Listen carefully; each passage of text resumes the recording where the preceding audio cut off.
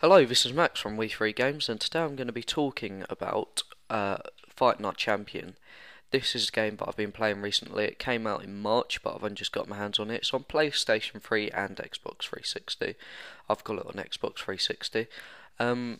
So this audio review is going to be about that game. The first thing you notice when you start up is that it goes straight to story mode, and you can quit it if you want, but I didn't quit, I just kept on going because I didn't know what it was about. And you start off as a amateur boxer called Andre Bishop, and you have a fight in the amateur boxing finals against a 9-time amateur champion, and you win it.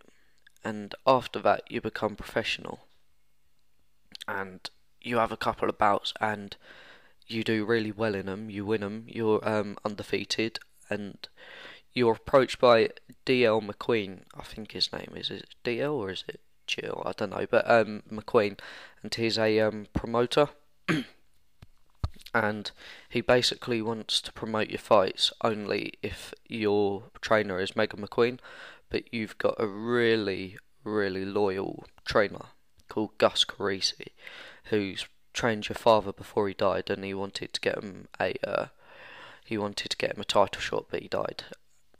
I can't remember how he actually died, but he died. And so after you refuse him the first time, you go into this fight. You win this fight, but only after D.R. McQueen's fixed it, and the judges aren't actually watching the match. They're not doing anything. So you've got to knock out this man and win by knockout, which happened. And then after that, it goes back to you being in the gym, I believe. I believe this is correct, but I'm not sure. You go back to the gym, and you're closing the gym up when these two men come up to you, and they're about to beat you up, and you decide to beat them up. They pull a gun out on you. You grab the gun and throw it across the room, and then beat them up again. You get tackled to the floor by both these men, just to find out they're corrupt agents in the police, and they arrest you for having a gun, and you get put into prison. You go into prison, and I can't remember this man's name, but he trained you in prison, and you go along with some bare knuckle boxing in the gym, and you have to win against these skinheads. And at first you do it in the first time, and you win against him, and then when you're in the showers, they beat you to within an inch of your life, and he's barely standing at the end of it, and he can't do anything. He's got a broken arm and stuff. But after that, he decides that he wants to get fit again, and he wants to just train and seek his revenge against them. That was the main bit at the start, and it goes past in this montage of him training, getting tattoos, from being a middleweight, a skinny boxer, to being a huge man, heavyweight, and then in this bit, you go back into the ring and you fight against this boxer again, and you win easily. I think this is the way it goes. Correct me if I'm wrong, but and then after this, you go and meet your brother, who's just become a boxer in the phone booth of the prison, and he's just become heavyweight, and he's left Gus Carisi, who also trained him, and signs with McQueen, and yeah, so he signs with McQueen, which really annoys Andre. So in this, then he goes back into the boxing again, into the bare knuckle boxing again in prison, and he fights against this other skinhead, wins. And then another skinhead wants to beat him, even though he's pretty tired. So you go against him as well, and you win again, as you do.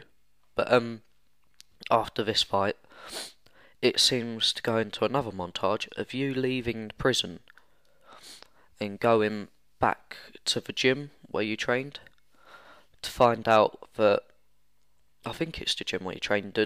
No, it's the gym where your brother trains. Uh, and you find out when you're in prison that Carisi's retired because of um, Raymond Bishop, who's Andre's brother.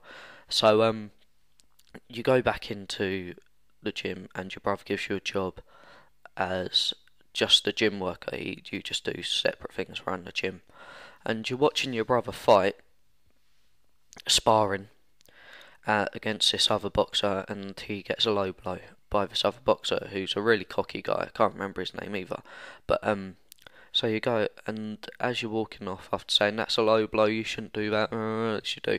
As you go back into as you're backing off, this guy starts to get really cocky with you, and you decide to spar him in the gym. When you get in the ring, you literally hit him a couple of times, and this guy just gets knocked out, like flat out. And Megan McQueen's there, who's McQueen's daughter, and she sees this and she says she thinks you've still got a bit of fight against people. So she offers you a place as a sparring partner in this fight coming up for someone to train against, and you knock this heavyweight out as well. And then she calls you into her office and believes that you've got some good potential to be a heavyweight. Why don't you start boxing again? I'll be your promoter. And he says, I can't box unless Gus is here. And then who walks through the door? I'm not going to tell you. But yeah, I'm going to leave you at that because I really don't want to ruin the story for you, because I've given you quite a lot of spoilers already. But the way I see this game, the gameplay is magnificent. It is awesome. It's so realistic. The injuries look realistic. The fighting looks realistic. Just the way it's all done is so good. I think it's got over 50 boxers from different categories. And you can be, even Muhammad Ali's in there, Fraser Ann Foreman, sorry, the Klitschko, Lennox Lewis in like heavyweight, Calzaghe light heavyweight, and then you got people like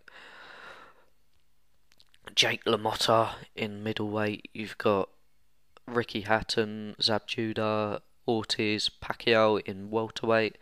In lightweight, you've got people like Corrales, and featherweight, you've got people like Billy Dib, and bantamweight, you've got Nito Donaire.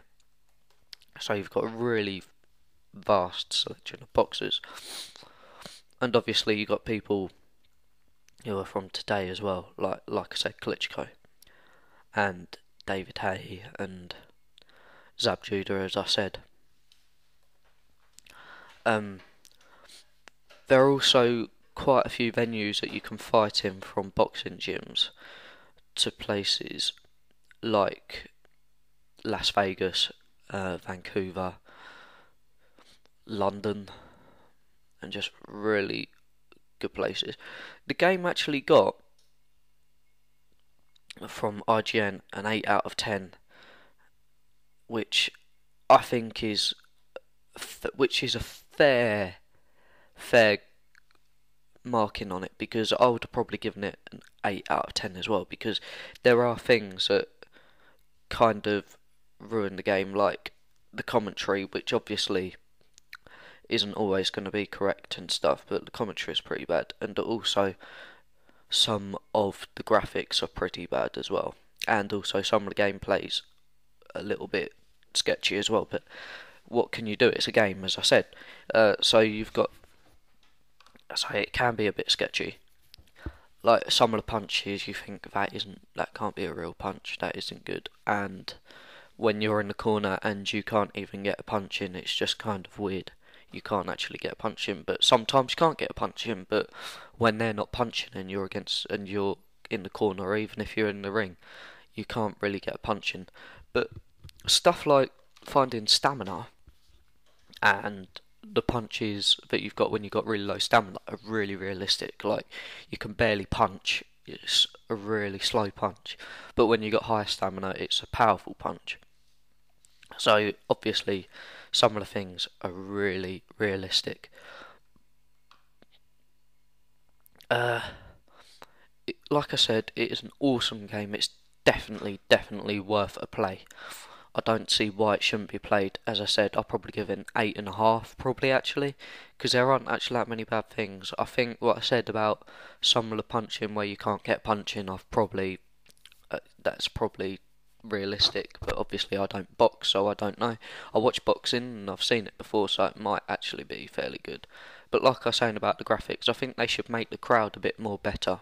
But that's the same with all EA Sports games, apart from NBA, because there's obviously a big crowd. They can't exactly model each one; it'll take too long. But yeah, well, I'm gonna leave it there. I'm gonna say 8.5 out of 10. Definitely worth a buy.